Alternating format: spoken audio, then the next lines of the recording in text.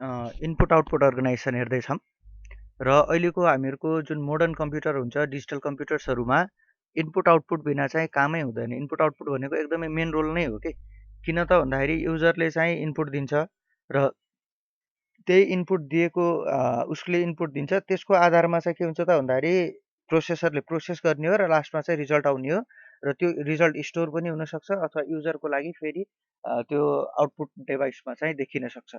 त्यही भएर input output भनेको अहिलेको डिजिटल कम्प्युटरमा चाहिँ एकदमै इम्पोर्टेन्ट कुरा भयो र त्यही कारणले गर्दा हामीहरूले चाहिँ इनपुट आउटपुटले कसरी काम गर्छ, अपरेसन फन्डामेन्टल अपरेसन कसरी हुन्छ त र त्यसमा अर्को इन्टरफेस भन्ने पनि हुन्छ र त्यसले चाहिँ कसरी काम गर्छ भन्ने कुरा चाहिँ एकदमै इम्पोर्टेन्ट भयो र त्यसको लागि पहिले सुरुमा हामीहरूले इनपुट आउटपुट सब सिस्टमलाई बुझ्नुपर्ने हुन्छ र इनपुट आउटपुट सब सिस्टम भनेकै के हो त भन्दाखेरि इनपुट आउटपुटलाई नै भन्न खोजे हो। जस्तो जुन हामीहरूको कम्प्युटरको इनपुट आउटपुट छ होइन त्यही इनपुट आउटपुटलाई नै हामीहरूले इनपुट आउटपुट सब सिस्टम भन्छौँ र यसले चाहिँ के गर्छ त भन्दाखेरि efficient mode of communication input output जुन छ त्यसले चाहिँ इनपुट आउटपुट सब सिस्टमले चाहिँ इफिसियन्टली के गर्न सक्छ त भन्दाखेरि कम्युनिकेसन गराउँछ र त्यो कम्युनिकेसन कसको कसको बिचमा हुन्छ त सेन्ट्रल सिस्टम जुन हामीहरूको सिपियु हुन्छ अथवा हामीहरूको प्रोसेसर हुन्छ त्यो प्रोसेसर र आउटसाइड इन्भाइरोमेन्ट जुन बाहिरको हाम्रो कम्प्युटर सिस्टम र आउटसाइडको इन्भाइरोमेन्टको बिचमा कम्युनिकेसन गर्नको लागि इनपुट आउटपुट सब सिस्टमले चाहिँ काम गर्छ र data and programs may be entered into the computer memory and for processing and result of computations must be recorded or displayed for user. must be चाहिँ दुईचोटि भएको रहेछ के त भन्दाखेरि डाटा र प्रोग्राम्सहरू कम्प्युटरको मेमोरीमा हामीहरूले पहिले सुरुमा त्यसलाई राख्छौँ। जस्तो प्रोग्रामहरू छ भने इन्स्टल गर्छौँ, डाटाहरू छ भने त्यहाँनिर राख्छौँ। राखिसकेपछि त्यो चाहिँ के हुन्छ त भन्दाखेरि प्रोसेसिङ हुन्छ र प्रोसेस भएर आइसकेको जुन रिजल्ट हुन्छ त्यो रिजल्ट चाहिँ कसको लागि हुन्छ त भन्दाखेरि युजरको लागि हुन्छ र त्यो युजरको लागि कि त त्यो रेकर्डेड हुन्छ, रेकर्ड गरेर त्यसलाई मेमोरीमा राखेर पछि हेर्न सक्छौँ भने कि त त्यो आउटपुट डिभाइस जस्तो मोनिटर प्रोजेक्टरबाट हामीहरूले डिस्प्ले गर्न सक्छौँ। यसरी चाहिँ input output device input output सब सिस्टम चाहिँ एउटा एकदमै इम्पोर्टेन्ट एस्पेक्ट हो। त्यसले चाहिँ के गर्छ त भन्दाखेरि युजरले जुन आउटसाइड इन्भाइरोमेन्ट भनेपछि युजरले दिएको कुराहरूलाई चाहिँ कम्प्युटर सिस्टमसम्म पुर्याउनको लागि र सिस्टमले प्रड्युस गरेको रिजल्टलाई चाहिँ फेरि युजरसम्म पुर्याउनको लागि चाहिँ इनपुट आउटपुट सब सिस्टमले चाहिँ काम गर्छ र यसको लागि चाहिँ हामीहरूले युज गर्ने डिभाइसेसहरूको भनेको पेरिफेरल डिभाइसेसहरू हो। जुन इनपुट आउटपुटको लागि हामीहरूले युज गर्छौँ त्यस्तो डिभाइसेसहरू जुन चाहिँ कम्प्युटरमा कनेक्टेड हुन्छ त्यस्तो डिभाइसेसहरूलाई चाहिँ हामीहरूले पेरिफेरल डिभाइसेस भन्छौँ। अब हेरौँ यहाँबाट input or output devices attach to the computers are called peripherals. त्यही भएर पेरिफेरल्स अथवा पेरिफेरल डिभाइसेस भनेको कम्प्युटर सिस्टमसँग जुन हामीहरूले एक्सटर्नल्ली एट्याच गर्ने डिभाइसेसहरू हुन्छ त्यस्तो डिभाइसेसहरूलाई हामीहरूले पेरिफेरल्स भन्छौँ।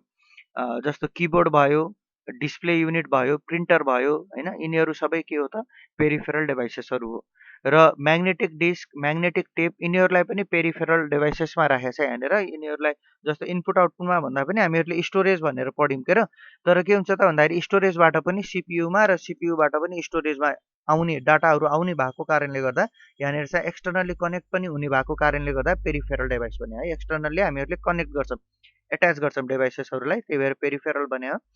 र इनपुट डिभाइसेसहरू हेर्छौँ भने keyboard, mouse, touch screen, light pen, auxiliary storage, card reader, optical and magnetic character reader, data acquisition equipment यिनीहरू सबै इनपुटमा पर्छ, इनपुट डिभाइसेसहरूमा पर्छ। जस्तो तिमीहरू अलिकति कन्फ्युज हुन सक्छौ यहाँनिर अक्सिलरी स्टोरेजलाई किन इनपुट ल्याछ भन्ने है। अक्सिलरी स्टोरेजबाट पनि अर्को मेसिनको लागि जस्तो हामीहरूले यदि एसेम्ब्ली लाइनमा चाहिँ केही केही चाहिँ हामीहरूले डाटाहरू पास गर्नुपर्ने छ, त्यही अनुसारले चाहिँ हामीहरूको एसेम्ब्ली लाइनले काम गर्छ भने त्यस्तो कन्डिसनमा अक्सिलरी स्टोरेजबाट डाटा जान सक्ने भएको कारणले गर्दा पनि त्यसलाई चाहिँ त्यही भएर यिनीहरू चाहिँ इनपुट डिभाइसेसहरू भयो। डाटा एक्विजिसन इक्विपमेन्ट भनेको डाटा क्याप्चर गर्ने इक्विपमेन्ट है। जस्तो हामीहरूले केही कुरा चाहिँ इन्भाइरोमेन्टबाट अटोमेटिकल्ली सेन्सरहरू युज गरेर त्यहाँबाट हामीहरूले डेटा चाहिँ रिट्राइभ गर्नुपर्ने छ, निकाल्नुपर्ने छ भने त्यसलाई चाहिँ हामीहरूले डेटा एक्विजिसन इक्विपमेन्ट भनेर भन्छौँ। र त्यसै गरी आउटपुट डिभाइसहरू जस्तो आउटपुट डिभाइसमा सिआरटी, क्याथोड रे ट्युब मोनिटरलाई भन्न खोजे हो है। सिआरटी भनेको मोनिटरलाई भन्न खोजे सबै टाइपको मोनिटर है। सिआरटी हुनसक्छ होइन, एलसिडी हुनसक्छ, एलइडी हुनसक्छ, प्लाज्मा हुनसक्छ, सबै टाइपको मोनिटरहरूलाई चाहिँ यहाँनिर आउटपुट डिभाइसमा राख्न खोजे हो। त्यसै गरी प्रिन्टरको पनि धेरै टाइप्सहरू छ। इम्प्याक्ट प्रिन्टर होइन, नन इम्प्याक्ट प्रिन्टर, इङ्कजेट भयो, लेजर भयो, डट म्याट्रिक्स भयो, यिनीहरू सबै चाहिँ के भयो त भन्दाखेरि प्रिन्टर्सहरू भयो। त्यसै गरी डिजिटल इन्क्रिमेन्टर प्लटर भन्छ, अर्को प्लटरहरू पनि यसमा हुनसक्छ भने अक्जुलरी स्टोरेज पनि आउटपुट डिभाइसमा चाहिँ हामीहरूले राख्न सक्छौँ। यो सबै आउटपुट डिभाइसेसहरू हो। र त्यसै गरी हेर्छौँ भने हामीहरूको यहाँनिर अलिकति केही कुराहरू एक्सप्लेन गरिरहेको छ। Not all input comes from people. जस्तो कहिलेकाहीँ चाहिँ के हुन्छ त भन्दाखेरि मान्छेले मात्रै इनपुट दिन्छ होइन, युजरले मात्रै इनपुट दिन्छ भन्ने छैन। र जुन आउटपुट आयो त्यो आउटपुट पनि सबै पिपलको लागि मात्रै हो भन्ने पनि छैन, युजरको लागि मात्रै हो भन्ने पनि छैन। जस्तो रियल टाइम प्रोसेसिङ सिस्टममा, रियल टाइम सिस्टममा जस्तो मेसिन टुलिङ, एसेम्ब्ली लाइन प्रोसिड्युर्समा, केमिकल इन्डस्ट्रियल प्रोसेसहरूमा र धेरै यस्तो प्रोसेसहरूमा चाहिँ के हुन्छ त भन्दाखेरि कम्युनिकेसन चाहिँ communicate with each other providing input or output to other processes. यस्तो सिस्टमहरू चाहिँ एकअर्कामा कम्युनिकेसन गर्छ के। त्यही भएर एउटाबाट आएको आउटपुट चाहिँ अर्कोको इनपुट हुनुहुन्छ। त्यही भएर अक्जुलरी स्टोरेजबाट जुन स्टोरेजमा भएको चिजहरू हुन्छ त्यो स्टोरेजमा आफ्नो स्टोरेजमा भएको चिजहरू चाहिँ अर्को लाइनको लागि चाहिँ के हुनसक्छ त त्यो चाहिँ इनपुट हुनसक्छ अथवा आउटपुट हुनसक्छ हो। त्यो एस्पेक्टले पनि हामीहरूले मेसिन के अरे जहिले पनि युजरको लागि मात्रै हुन्छ इनपुट आउटपुट भन्ने छैन। इनपुट आउटपुट चाहिँ अर्को मेसिनको लागि पनि हुनसक्छ, त्यो भन्न खोजे हो। Input output organisation of computer is a function of size of computer and the devices connected to it.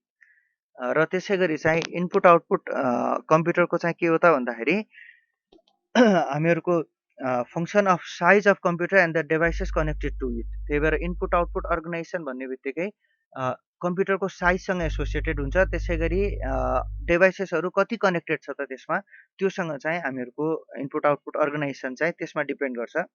In other words amount of hardware computer possesses to communicate with number of peripheral units differentiate between small and large system. जस्तो हामीहरूको जुन computer system छ, computer system चाहिँ small computer system हो कि large computer system हो त है, अथवा इनपुट आउटपुट अर्गनाइजेसन चाहिँ स्मल टाइपको छ कि लार्ज टाइपको छ त भनेर हेर्ने हो भने इनपुट आउटपुट यदि कम्प्युटर हामीहरूको कम्प्युटरमा नम्बर अफ पेरिफेरल युनिट्सहरू, नम्बर अफ पेरिफेरल डिभाइसेसहरू धेरै कनेक्टेड हुन्छ भने त्यो चाहिँ हामीहरूको लार्जर कम्प्युटर सिस्टम भयो। र त्यहाँनिर इनपुट आउटपुट अर्गनाइजेसनलाई म्यानेज गर्नको लागि पनि लार्जर सिस्टम चाहिने भयो। त्यही भएर इनपुट आउटपुट अर्गनाइजेसन पनि लार्ज हुने भयो भने यदि हामीहरूको नम्बर अफ पेरिफेरल्सहरू है, नम्बर अफ पेरिफेरल्स भनेको नम्बर अफ कनेक्टेड डिभाइसेसहरू भनौँ न। नर्मल्ली इनपुट आउटपुट जुन कनेक्टेड डिभाइसेसहरू छन् तिनीहरू यदि थोरै हुन्छन् भने त्यो चाहिँ स्मल सिस्टम भयो। Input output devices communicating with people and computer usually transfer alphanumeric information using ASCII binary encoding. र के हुन्छ त भन्दाखेरि इनपुट आउटपुट डिभाइस चाहिँ मान्छेहरूसँग, पिपलहरूसँग चाहिँ कम्युनिकेट गर्नको लागि एस्की बाइनरी इन्कोडिङ चाहिँ युज भए हुन्छ। यो पहिले पनि तिमीहरूले सुनिसकेको होला। ASCII American standard code for information interchange भन्छ। एस्की भने American standard code for information interchange भन्छ। र त्यो चाहिँ के हो त भन्दा त्यो चाहिँ हामीहरूको एस्की भनेको चाहिँ एउटा कोडिङ सिस्टम हुन्छ। जस्तो त्यो कोडिङ सिस्टम अनुसार स्मल ए को लागि के हुन्छ त भन्दाखेरि 97 हुन्छ, स्मल बी को लागि 98, त्यसै गरी क्यापिटल ए को लागि 65 हो। त्यो चाहिँ कस्तो त भन्दाखेरि बाइनरी जुन 65 भने मैले त्यो 65 को बाइनरी इन्कोडिङ गरे हुन्छ, 7 डिजिटको कोडिङ गरे हुन्छ। र त्यसलाई युज गरेर के गर्न सक्छौँ त भन्दाखेरि पेरिफेरल इनपुट आउटपुट डिभाइसबाट हामीसँग र हामीबाट चाहिँ के अरे हामीले चाहिँ इनपुट गर्न सक्छौँ अल्फाबेट्सको फर्ममा, अल्फाबेट र नम्बरको फर्ममा हामीले इनपुट गर्न सक्छौँ। र त्यो इनपुट गरेको कुरा चाहिँ जस्तो हामीले ए टाइप गऱ्यौँ भने कम्प्युटरभित्र ए जाँदैन कि। स्मल ए छ भने त्यसको बाइनरी इन्कोड गरेर 97मा त्यसको चाहिँ 97मा चाहिँ स्मल ए को चाहिँ 97 भयो, 97 को बाइनरीमा कन्भर्ट गर्छ र त्यहाँनिर कम्प्युटरमा चाहिँ इनपुट हुन्छ, बाइनरीको फर्ममा चाहिँ इनपुट हुन्छ। र त्यसै गरी डिस्प्ले हुने बेला पनि हाम्रो मोनिटरमा चाहिँ बाइनरीकै फर्ममा आउँछ र के अरे उसमा प्रोसेसरबाट बाइनरीकै फर्ममा आउँछ। अनि त्यसपछि त्यो चाहिँ मोनिटरको जुन इन्टरफेस हुन्छ त्यो इन्टरफेसले चाहिँ के गरिदिन्छ त भिजुअल फर्ममा चाहिँ हामीहरूलाई देखाइदिन्छ। र यसरी चाहिँ काम हुने हो। र अहिले हामीहरूले के हेऱ्यौँ त भन्दाखेरि यहाँनिर इनपुट आउटपुट सब सिस्टमको बारेमा हेऱ्यौँ र पेरिफेरल डिभाइसेसहरूको बारेमा सर र चाहिँ त्यसको बारेमा चाहिँ हामीले हेऱ्यौँ।